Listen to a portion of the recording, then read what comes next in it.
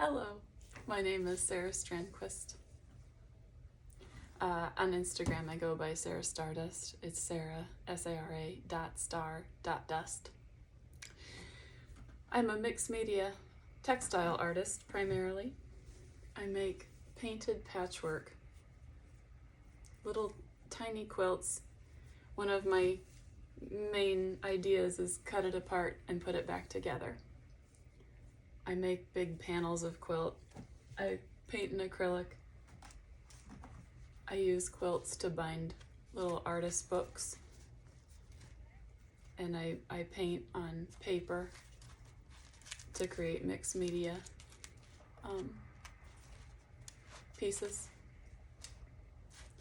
My name is Sara. Here's another example of a book that's got a butterfly on it. Not found yet. This was painted on canvas originally. And then I like to use the cloth of the canvas to treat it sometimes like a quilt. So I make books. I've started a new project creating cards out of painted poster board. Let's see if I can show up close kind of a good one, or one that I like. Some of them are starting to get a little overworked, I think. Well, this one's kind of interesting. So I like to incorporate different paints, materials. That one's sweet. Color, texture. I have my trusty toolbox of stitching stuff to show you. And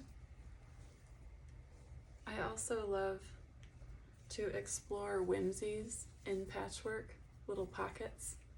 These are like little finger pockets. Oops, I made them in funny directions though. Little finger pockets, little tiny vessels on the front of a quilt piece. This I think will turn into a book cover. So who I am as an artist, I make a lot of different things. This is a yarn spun out of cloth on a drop spindle I made. I make a lot of different things, and I'm constantly about the process and the tactile feeling of what I'm doing. I've recently discovered that I'm neurodivergent, and my children are. That's how I found out. And so stimming, I found that all my artistic processes end up as a form of stimming. And so the process of making is really important to me because it's so soothing to me, and it is like a form of therapy. And so it's always a puzzle and a mystery to figure out, how am I going to bring all these disparate pieces together? What am I making? I don't know. Sometimes I'm trying to make love as a general principle. I love making clothes. So my background was as a knit and crochet pattern designer. I have a published book called Poetic Crochet. It's published under the name Sara K. Hartman, which I used for a long time in that field. That was my married name, and I am divorced now. So my name is Sara Strandquist. For Kancan, at first I thought I would use the denim as a backdrop for the painted fabric. But the more I worked with the denim, the more I liked the quality of it by itself, and found enough dimension of color in the jeans themselves to use. I created a large-scale patchwork butterfly, raw edge patchwork, kind of inspired by Japanese boro stitching with layered indigo fabric. It is wearable art piece. Created a cape, the butterfly cape, cape of transformation.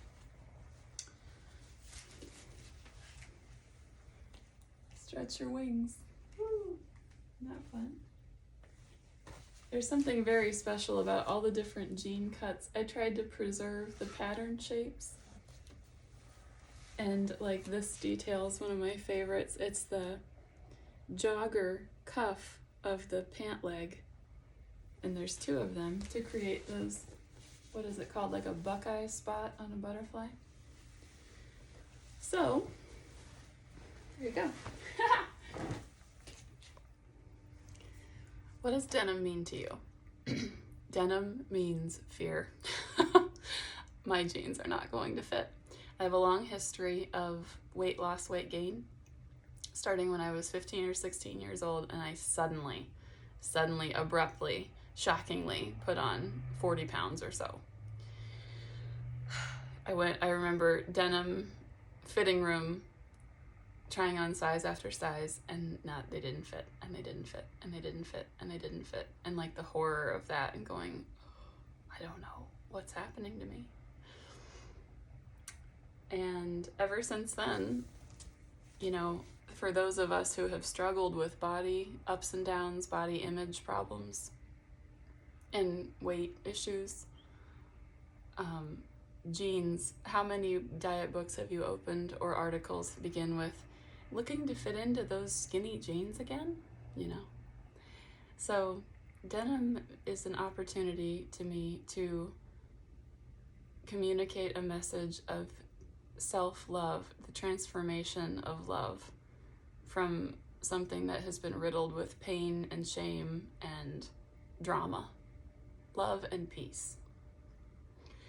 Denim with Kancan, I have to say, I'm a hardcore thrift shopper, and I fell in love with Kancan, discovering it on the thrift racks, and then every time I saw it, I went, oh, I have to check those because they always fit good, and there's enough wiggle room in them, they're comfortable, and they're really pretty. So I was delighted when Kancan approached me for this project. Denim also means something special to me. When I was a young child in the 90s, and the brands Guess and Jordache were coming into, like, ascending. And they were kind of, I remember saying, well, Levi's isn't that fashionable. You know, it's Guess. I wanted the triangle on my butt, the Guess triangle. This was like 2nd grade, right? 3rd grade. And my dad, who worked internationally and traveled all over the world, especially to lesser developed countries, he said, oh, Levi's is the thing all over the world, American denim. And I went, really? Like, huh. And that was my first clue that denim has a special standing in the fashion industry, in the world, in what it is, what it means, what it conveys, the casualness, the hard wearing.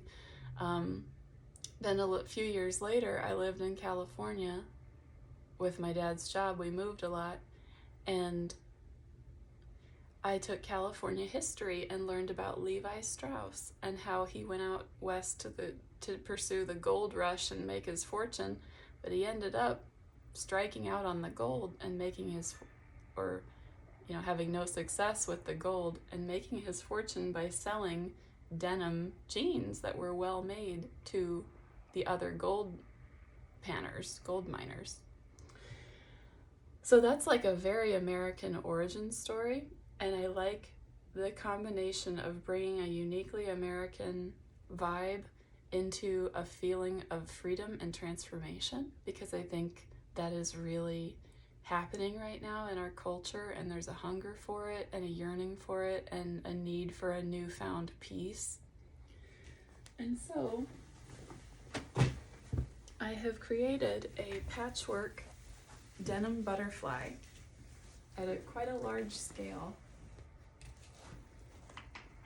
I used pattern cuts from the jeans and tried to maintain, like, not cut them down into the shapes I wanted, but work with the shapes inherent in the jean pattern block as they're made. And I have a pocket as the little base of the body, and I love keeping these ragged raw edges as textural detail. I added some collage elements for a bit of dynamic contrast, and otherwise kept it real simple.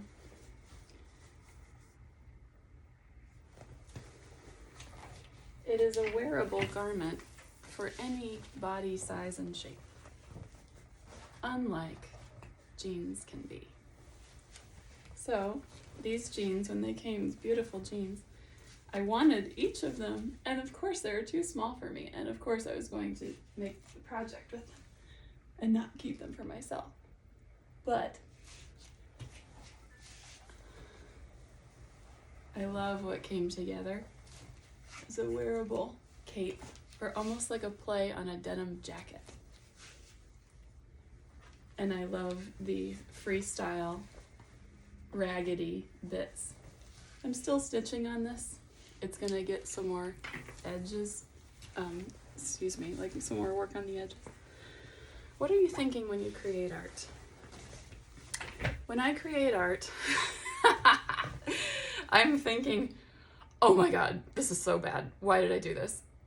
I should not have said yes. What was I thinking? I'm not a real artist.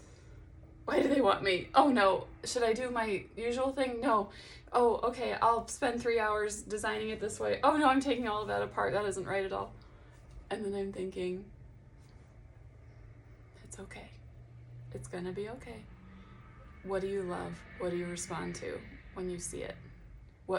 It's more of a feeling state for me. Does it feel right? Does it feel good? Does it feel good yet? And then, kind of like a butterfly, the process keeps unfolding. A big part of my work involves the concept of cut it apart and put it back together. I use that as a life guiding principle when it isn't working. Cut it apart and put it back together.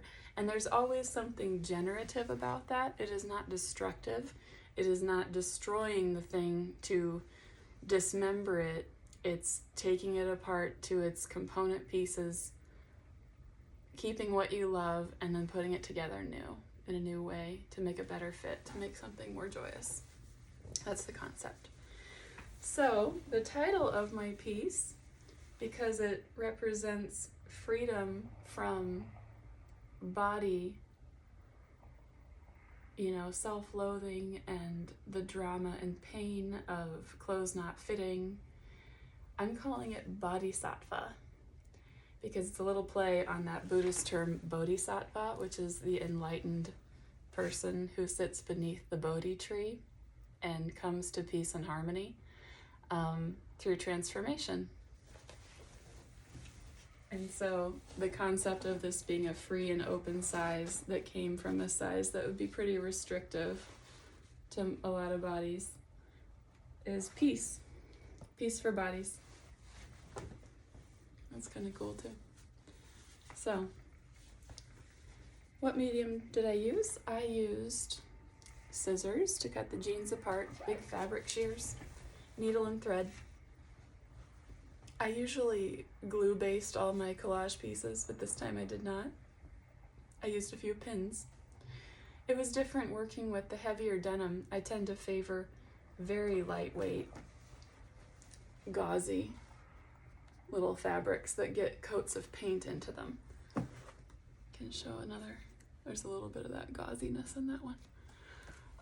So adjusting to the denim was quite different, and I thought I would, losing my words.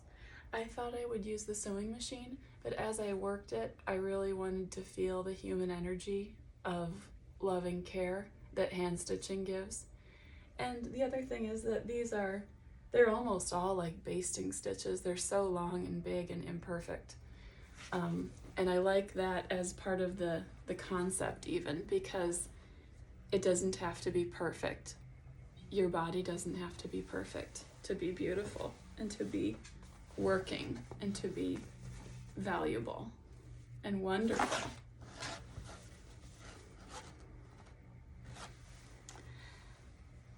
And so the inspiration behind my Kancan artist project is transformation and peace with ourselves,